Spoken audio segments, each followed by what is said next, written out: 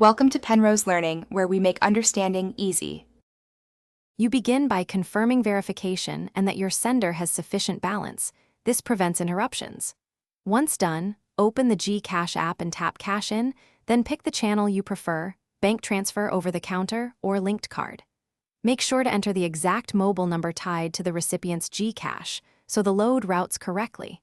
You'll also select amount and review fees, double-check daily limits to avoid rejection, then proceed to the next confirmation screen to authorize the transaction. Now you execute the transfer, enter the recipient's mobile number and the exact amount, and pause to verify the transaction summary. Then select the payment source, your linked bank, card, or a partner outlet, and confirm any additional charges. You'll receive an OTP or be asked for your MPIN to authorize.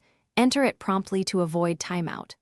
Once authorized, the app processes the transaction. Keep the screen open until you see the success message and transaction reference for your records and troubleshooting if needed. Finish by confirming the success message and checking your Gcash history for the transaction reference. This proves delivery. If the load doesn't appear immediately, wait 10 to 15 minutes because some channels process with a short delay. Do not resend right away. If it still fails, capture a screenshot of the error and transaction attempt, then contact Gcash support with the reference. This speeds resolution. Make sure to mention payment source, time, and any error codes so agents can trace the transfer quickly. Thanks for watching. If this was helpful, leave a like and consider subscribing. See you next time.